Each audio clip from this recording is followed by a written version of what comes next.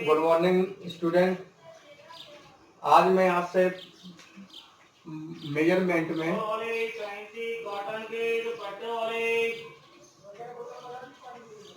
PMMC के बारे में बात करूंगा। पीएमएमसी, ठीक है, मोस्ट इम्पोर्टेंट बच्चों, मोस्ट इम्पोर्टेंट है पीएमएमसी। ज्यादातर क्वेश्चन इसी से बनते हैं कि पीएमएमसी होता क्या है, ठीक है। पीएमएमसी किस टाइप का इंस्ट्रूमेंट है, इसे कौन सा इंस्ट्रूमेंट बोलते हैं, इंडिकेटिंग बोलते हैं कि रिकॉर्डिंग बोलते हैं कि इंटीग्रेटिंग बोलते हैं कि इसको बोलते हैं नल टाइप इंस्ट्रूमेंट, ठीक है। अभी हम आपसे बात करेंगे कि इंस्ट्रूमेंट जो होते हैं वो कितने टाइप के होते हैं, ठीक है। उनके बारे में थोड़ा सा डिटेल्स में डिस्कस करेंगे और आपसे बात करेंगे। इसके बाद डिफ्लेक्शन टॉर्क, कंट्रोलिंग टॉर्क और डैम्पिंग टॉर्क, इनके बारे में एक बार फिर से डिस्कशन करेंगे थोड़ा सा, जिससे आपके कंसेप्ट और अच्छे क्लियर हो जाए। तो बच्चों पहले हम टॉपिक बात करते हैं, जो हमारा जो आज टॉपिक है जो पीएमएमसी के बारे में, ठीक है, कि व्हाट इज पीएमएमसी, क्या होता है, किस तरह से काम करता है, इसका कंस्ट्रक्शन क्या होता है, पूरी डिटेल्स में स्टेप बाय स्टेप इसकी एक एक चीज क्लियर करेंगे, ठीक है बच्चों। और आप लोग सभी लोग वीडियो को वॉच करें और उसके नोट्स बनाएं परमानेंटली, ठीक है। काफी लोग वॉच नहीं करते हैं। अगर हम उसको चैनल पे भी डालते हैं यूट्यूब पे, तो उस पर लाइक और सब्सक्राइब करें और देखें उसको। वीडियो मैंने देखें तो 2-4 ही लोग देखते हैं, ज्यादा नहीं देखे हैं, तो उसको अच्छे से देखें, ठीक है। अब हम बात करते हैं पीएमएमसी। पीएमएमसी के बारे में बात करेंगे, ठीक है। तो पीएमएमसी को क्या बोलते हैं बच्चों, इसका फुल नेम क्या होता है। सबसे इंपॉर्टेंट तो बात यही है कि पीएमसी होता क्या है। तो इसको लिखना बच्चों कि परमानेंट मैग्नेट मूविंग कॉइल, ठीक है। सबसे इंपॉर्टेंट बात है बच्चों परमानेंट मूविंग कॉइल, ठीक है। पहला पॉइंट कि पीएमसी का फुल फॉर्म क्या होता है, परमानेंट मैग्नेट मूविंग कॉइल, ठीक है। अच्छा अच्छा बच्चों, यह किस पर वर्क करता है, ओनली डीसी पर। किस पर वर्क करता है, ओनली डीसी पर, सबसे पहला पॉइंट। अब ये परमानेंट मैग्नेट कॉइल कैसे होती है, किस का टाइप की होती है, तो बच्चों हम आपको बताते हैं।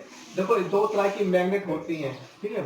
इसमें एक होती है जो मैग्नेट होती है, एक होता है जो नॉर्थ पोल होता है, और जो आपका क्या होता है, साउथ पोल होता है, ठीक है।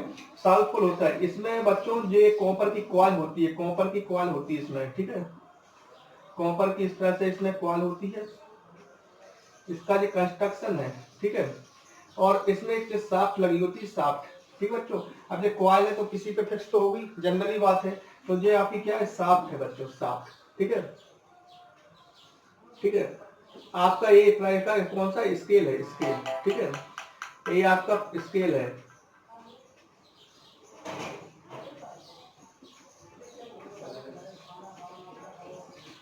इस तरह से इसमें रीडिंग होती है बच्चों, ठीक है। इस तरह से रीडिंग होती है, ठीक है। ये शाफ्ट है, इसमें बच्चों ये क्या होता है, ये पॉइंटर होता है। कौन सा होता है, इसको बोलते हैं पॉइंटर, पॉइंटर, ठीक है, ठीक है। आप बुक से ही बना सकते हो उसका डायग्राम, हम आपको सिर्फ समझाने के लिए इसको इस तरह से बना रहे हैं कि आपको कंसेप्ट क्लियर हो जाए, ठीक है, ठीक है। ये आपका ये पॉइंटर है। इसमें बच्चों ये जो पॉइंटर होता है ये किसी स्प्रिंग से इससे करता है, कनेक्ट होता है। क्या होता है, स्प्रिंग से इस तरह से कनेक्ट होता है, ठीक है। इसमें बच्चों अब यहाँ से कोई वायर निकलता है, ठीक है।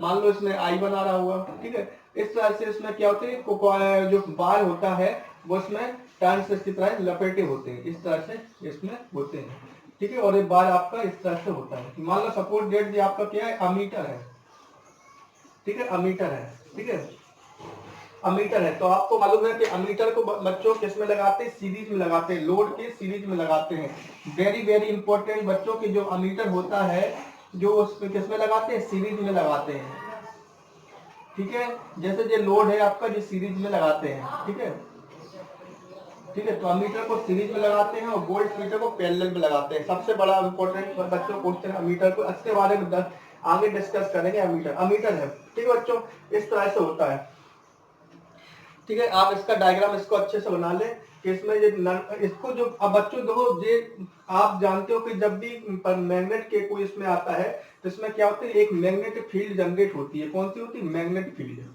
क्लियर। इस तरह से इसमें मैग्नेटिक फील्ड जनरेट होती है,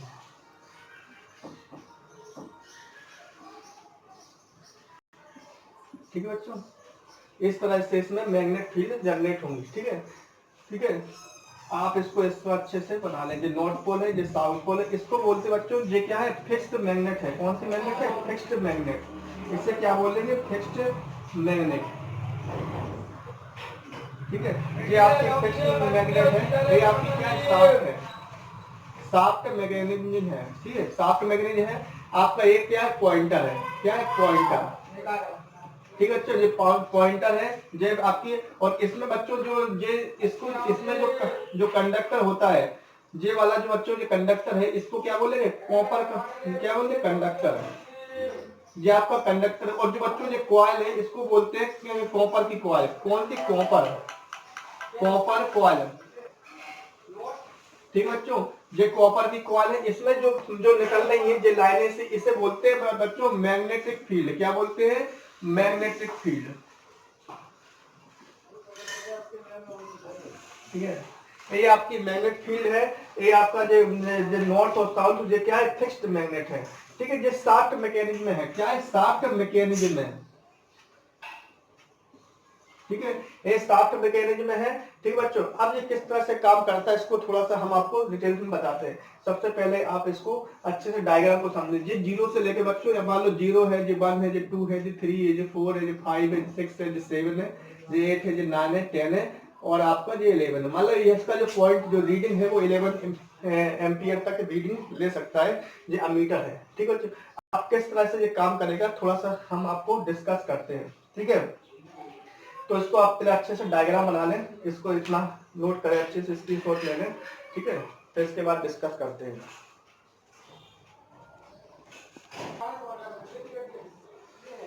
ठीक बच्चों, इसको अच्छे से आप देख लीजिए। ठीक है, आपने एक पढ़ा होगा फेराडे लॉ। क्या पढ़ा होगा, फेराडे लॉ। फेराडे लॉ, ठीक है बच्चों, पढ़ा है। इसमें बच्चों फेराडे लॉ के अनुसार अगर एक नियम, एक प्रिंसिपल एक काम करता है, Faraday law of electromagnetic induction के अकॉर्डिंग, मतलब इलेक्ट्रोमैग्नेटिक इंडक्शन के अकॉर्डिंग फेराडे एक साइंटिस्ट थे, उन्होंने बताया था कि जो कंडक्टर का जो करंट कैरिंग कंडक्टर है, यानी कि जो करंट ले जाता है वो कंडक्टर है। कंडक्टर के अंदर अगर परमानेंट मैग्नेट फील्ड रखा जाए, एक कोई करंट कैरिंग कंडक्टर है का परमानेंट मैग्नेट फील्ड के अंदर रखा जाए, तो करंट कैरिंग कंडक्टर जो का जो के अंदर जो फोर्स जनरेट, फोर्स का एक्सपीरियंस करता है। क्या, फोर्स का एक्सपीरियंस मतलब अनुभव करता है। जो करंट कैरिंग कंडक्टर है, जिसमें से बच्चों देखना होगा आपको, जो टर्न्स देखना होगा, टर्न्स देखना होगा, ये एक कंडक्टर इसमें हमने लपेट दिया है, यानी कि एक फोर्स का जो क्या एक्सपीरियंस करता है, फोर्स का एक्सपीरियंस करता है। अगर यह जो कॉइल है, जो कॉपर की है, जो कॉइल है वो कॉपर की बनी होती है, तो किसी फोर्स को क्या करती है, किसी फोर्स को एक्सपीरियंस करती है, एक्सपीरियंस मतलब अनुभव करती है। इसके कारण जो शाफ्ट होता है क्या, डिफ्लेक्ट होगा, डिफ्लेक्ट होगा। अगर जो शाफ्ट डिफ्लेक्ट होगा बच्चों, तो देखो शाफ्ट के ऊपर क्या है, पॉइंटर की है, तो और जो पॉइंटर किससे कनेक्ट है, स्प्रिंग से कनेक्ट है, तो इसका मतलब जो आपका जो पॉइंटर है ये भी आपका डिफ्लेक्ट होगा। चलिए, यानी कि इसका जो टॉर्क होगा बच्चों क्या होगा, डिफ्लेक्शन टॉर्क होगा। क्या हुआ, डिफ्लेक्शन टॉर्क होगा। फिर से एक बार बताते हैं, कोई करंट कैरिंग कंडक्टर है, हमने बताया आपको जो कॉइल है, कॉइल के ऊपर हमने क्या लगा दिया, कंडक्टर को हमने लपेट दिया। कोई करंट कैरिंग कंडक्टर के अंदर कोई करंट कैरिंग कंडक्टर है किसी मैग्नेटिक फील्ड में रखा जाता है, यानी परमानेंट मैग्नेट रखा जाए, तो एक फोर्स को एक्सपीरियंस करता है, यानी फोर्स का अनुभव करता है। अगर ये कॉपर की कॉइल है, तो जो कॉपर की कॉइल क्या करती है, फोर्स को मतलब एक्सपीरियंस करती है। इसके कारण अगर ये कॉइल फोर्स को अगर एक्सपीरियंस करेगी, तो जो शाफ्ट इसमें जो फिट है, इस शाफ्ट की क्या होगी, डिफ्लेक्ट होगी, यानी कि रोटेट होगी कुछ ना कुछ। तो मतलब जैसे मान लो जो शाफ्ट है, तो इसको जो शाफ्ट को क्या होगा बच्चों, ऐसी इस तरह से रिफ्ट हुई, और शाफ्ट के ऊपर हमने क्या लगाया, पॉइंटर लगाया, यानी कि जब शाफ्ट रोटेट होगी तो जो पॉइंटर भी क्या होगा, डिफ्लेक्ट होगा, कुछ ना कुछ तो डिफ्लेक्ट होगा। और जो शाफ्ट को हमने किससे, शाफ्ट और पॉइंटर किससे, एक स्प्रिंग से कनेक्ट किया है, तो इसका मतलब इसमें क्या होगा, डिफ्लेक्शन टॉर्क होगा। ठीक बच्चों, अब जो डिफ्लेक्शन टॉर्क होता है बच्चों, ये तो कभी होना ही चाहिए। अगर डिफ्लेक्शन टॉर्क होगा, मान लो जो पॉइंटर हमारा इस तरह से डिफ्लेक्ट हो गया, जीरो से मतलब यहाँ तक पहुंच गया 11 तक, तो हमें कैसे मालूम पड़ेगी कि रीडिंग कितनी आई है। ठीक है, तो बच्चों हमने जो स्प्रिंग लगाई, स्प्रिंग की काम क्या करता है, कंट्रोलिंग टॉर्क का काम करता है। किसका करता है, कंट्रोलिंग टॉर्क का। हमने आपको कल बताया था जो डिफ्लेक्शन टॉर्क होता है वो अपोजिट किसके होता है, कंट्रोलिंग टॉर्क के होता है। यानी कि डिफ्लेक्शन टॉर्क अगर इस तरफ काम करेगा तो कंट्रोलिंग टॉर्क क्या काम करेगा, इस तरफ को काम करेगा। यानी कि ये पॉइंटर आपका जैसे ये है तो इस तरफ से ऐसा ऐसा होता रहेगा। फिर हमने आपको बताया था कि जो इन दोनों के बाद जो काम करता है वो कौन सा करता है, डैम्पिंग टॉर्क। डैम्पिंग टॉर्क का काम क्या होता है, जो टीडी होता है उसका काम क्या होता है, रिड्यूस टू ऑक्सीलेशन। यानी कि जो ऑक्सीलेशन जो इस तरह से आती है कि स्टडी स्टेट हमें चाहिए, मतलब एक हमें मालूम नहीं है कि ये पॉइंट है जो 4 पे है कि 5 पे कि 6 पे, मतलब इस तरह से पॉइंट हिल रहा है, तो हमें एक फिक्स चाहिए, फिक्स रीडिंग चाहिए। तो कैसे मालूम पड़ेगी कि रीडिंग कितनी आई है, तो हम उसमें क्या वो डैम्पिंग टॉर्क करते हैं। डैम्पिंग टॉर्क क्या करता है बच्चों, जो डिफ्लेक्शन टॉर्क और कंट्रोलिंग टॉर्क जो के कारण जो मतलब ऑक्सीलेशन होता है, उस ऑक्सीलेशन को क्या करता है, ब्रेक करने का काम करता है। क्या करता है, ब्रेक करने का काम करता है। ठीक है बच्चों, मोस्ट इंपोर्टेंट है ब्रेक करना है, तभी हमें रीडिंग मिलेगी कि वो रीडिंग जो पॉइंटर है आपका जो इंडिकेट करेगा कि 4 पर है 5 पर है।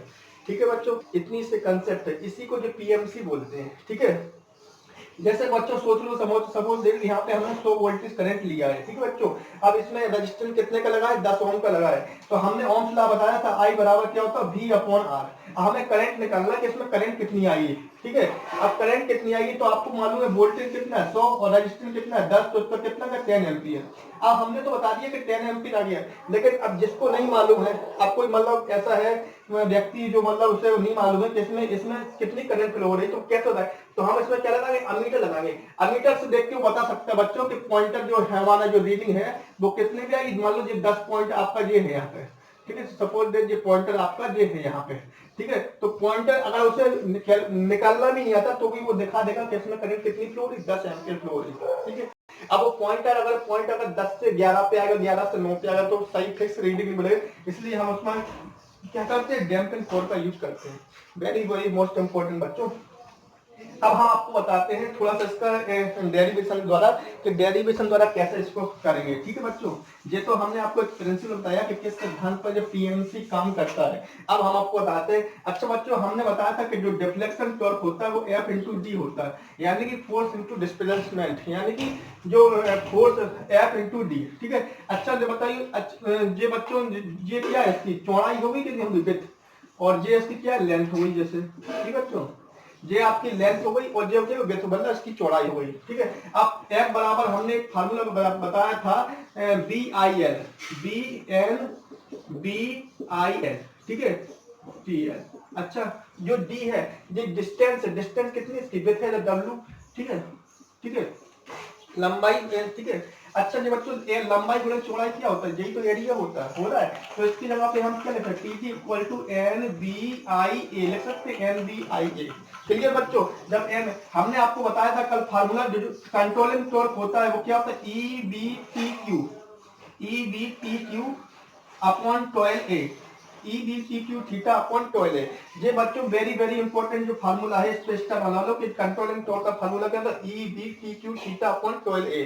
ए फॉर एरिया, T आपकी थिकनेस, थीटा एंगल हो गया, और B क्या फ्लक्स डेंसिटी। ठीक है जी, आपकी तो इसे बोलते हैं कंट्रोलर। अच्छा बच्चों, ये देखिए आप इतना पार्ट इसको कांस्टेंट मान लें हम इसको, तो टीसी बराबर, ये तो सब जो एरिया फिक्स होगा वो तो फिक्स ही होगा ना, बदलेगा। जो उसकी जो थिक होगी वो भी फिक्स होगी, जो फ्लक्स डेंसिटी होगी वो भी फिक्स होगी। तो इसका मतलब हमारा क्या होगा कि जिसको हम के मान सकते हैं, तो के थीटा मान सकते हैं। ठीक है बच्चों, यानी कि जो इसकी इक्वेशन आ गई तो टीसी बराबर के थीटा, और हमने एक इक्वेशन क्या है, टीडी बराबर NBIA। ठीक है, हमने आपको कल एक बताया था कि TD इक्वल टू क्या होता है, TC होता है, यानी कि डिफ्लेक्शन टॉर्क किसके बराबर होता है, कंट्रोलिंग टॉर्क के बराबर होता है। अगर डिफ्लेक्शन टॉर्क कंट्रोलिंग टॉर्क के बराबर है तो इसका मतलब हम ये फार्मूला रख सकते हैं, यानी कि NBIA इक्वल टू किसके होगा, के थीटा के। ठीक है बच्चों, NBIA थीटा। अच्छा देखो, जो N क्या है, नंबर ऑफ टर्न, यानी कि इसमें जो हमने अगर 5 टर्न लिए हैं तो 5 ही टर्न हो गए, ना तो 6 हो गए। ठीक है, और B क्या, फ्लक्स डेंसिटी, वो भी फिक्स है। A का है एरिया, अगर जो लेंथ होगी वो होगी, वो जो विड्थ होगी वो होगी, इसको हमने कम डाला, तो यानी कि ये चीज आपकी क्या हुई, कांस्टेंट हो गई। तो इसकी जगह पे हम क्या लिख सकते हैं, GI इक्वल टू के थीटा। ठीक बच्चों, अब देखो हमें, अब जो है थीटा बराबर क्या आ गया, थीटा बराबर आ गया G अपॉन के आई। ठीक है, ये इक्वेशन बन गई बच्चों, G अपॉन के इक्वल टू आई। ठीक है, ये इक्वेशन है कोई। अच्छा बच्चों, G अपॉन के, ये भी तो कांस्टेंट है, क्या नहीं है, कांस्टेंट नहीं है। अच्छा, ये कांस्टेंट क्या है कि आपकी स्प्रिंग की थिक है, थिक का मतलब स्प्रिंग की कितनी मोटाई है उसके बारे में, तो स्प्रिंग की, ठीक है, तो कांस्टेंट है, क्या है बच्चों, कांस्टेंट, ठीक है, यानी कि theta directly proportional to I, very very important बच्चों पीएमएमसी के लिए, कि इस पे स्टार बना लेना कि पीएमएमसी के कभी कभी देखना पूछ लेते हैं कि जो एंगल होगा वो करंट के होगा, यानी कि हम किसी का डिफ्लेक्शन एंगल बढ़ाएंगे तो उसमें करंट की वैल्यू भी क्या होगी, बढ़ेगी, बढ़ेगी, तो करंट को डिक्रीज करेंगे डिफ्लेक्शन एंगल डिक्रीज होगा। और इससे आपको क्या मालूम पड़ता है इस इक्वेशन से कि जो जो पीएमएमसी होता है, पीएमएमसी वो कैसा होता है, लीनियर होता है, कैसा होता है, लीनियर, ठीक है, लीनियर, वेरी वेरी, ये कई कई पूछ लेते हैं, बताइए पीएमसी किस टाइप का इंस्ट्रूमेंट, लीनियर है, नॉन लीनियर है, कि बोथ है कि नॉन ऑफ, लीनियर होता है, ठीक है। तो इस तरह से जो इसका कंस्ट्रक्शन है बच्चों, इसकी हमने जो इक्वेशन डेरिवेशन है कि जो theta equal to direct proportional to I, ठीक है। अगर वो पूछे कि करंट की वैल्यू इतनी है तो बताइए उसका एंगल कितना होगा, तो आप हमने बताया जब करंट बढ़ेगा तो उसका एंगल भी बढ़ता है। इस डेरिवेशन को नोट कर ले बच्चे, इसके बाद इसके कुछ सम इम्पोर्टेंट पॉइंट है और इसके एडवांटेज है वो अभी हम धीरे धीरे डिस्कस करेंगे, ठीक है आपको। तो सबसे पहले आप इसका नोट करें।